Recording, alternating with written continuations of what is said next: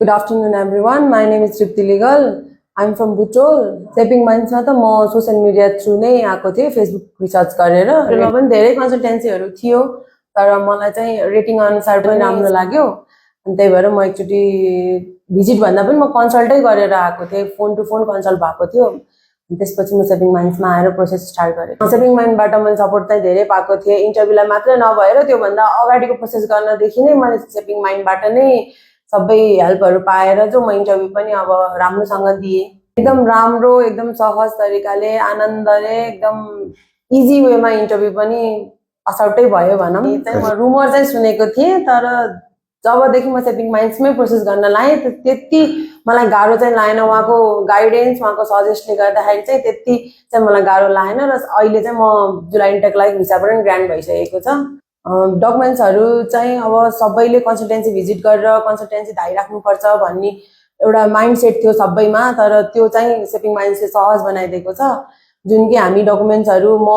valley बाहिर बुटोलबाट हुँदा पनि मलाई वाट्सएप थ्रु या मेल थ्रु सबै डकुमेन्ट्सहरू उहाँहरूले माग्नु भएर मैले सोसियल मिडिया थ्रु नै मैले सबै पठाइसकेको र म एकैचोटि मेडिकललाई मात्रै उहाँहरू सामु आइपुगेको थिएँ मेरो केसमा चाहिँ अलिकता कम्प्लिकेटेड नै थियो तर म्याटर्नल फ्यामिलीतिरबाट चाहिँ एप्लाई गर्न मिल्दैन उनीहरूको सोर्स देखाउन मिल्दैन भनेर धेरै कन्सल्टेन्सीबाट पनि सुनिरहेको थिएँ तर म सेपिङ माइन्ड्समा कन्सल्ट गरिसकेपछि उहाँको एडभाइस उहाँको सजेसनले चाहिँ म्याटर्नल फ्यामिलीबाटै म आज प्रोसेस गरेर म्याटर्नल फ्यामिली नै प्राइमरी सोर्स भएर म मेरो भिसा ग्रान्ट भएको छ जेन्युन डकुमेन्टहरू चाहिँ अब दिनु पर्यो उसलाई सबै कुरा भन्नु पर्यो फेक डकुमेन्ट बनाएर चाहिँ सायद केहीमा पनि हामी सक्सेस हुन्छौँ जस्तो लाग्दैन न्युजिल्यान्डले चाहिँ जेन्युन स्टुडेन्ट र ग्याप पनि एक्सेप्टेबल नै भएको छ किनभने मेरो 5 इयर्सको ग्याप थियो तर without any refuse without any केही पनि मेरो डाइरेक्ट मेरो इन्टरभ्यू सँगसँगै भिसा पनि ग्रान्ट भएको छ एकाडेमिक लो भन्दा पनि धेरै लो थियो 40 सायद यस्तै ग्रेडमा मात्रै थियो thank you for shaping minds धेरै धेरै धन्यवाद दिन चाहन्छु म सेपिङ माइन्ड्सलाई र कसैले पनि अब न्युजिल्यान्ड र बाहिर कुनै ठाउँमा गर्न चाहनुहुन्छ भने आई प्रिफर सेपिङ माइन्ड्स एन्ड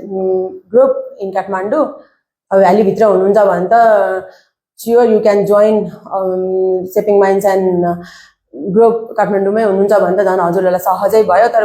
भ्यालीभन्दा बाहिर हुनुहुन्छ भने पनि हजुरहरू यहाँ एकचोटि कन्सल्ट गर्नु चाहिँ म हजुरहरूलाई सजेस्ट गर्छु थ्याङ्क यू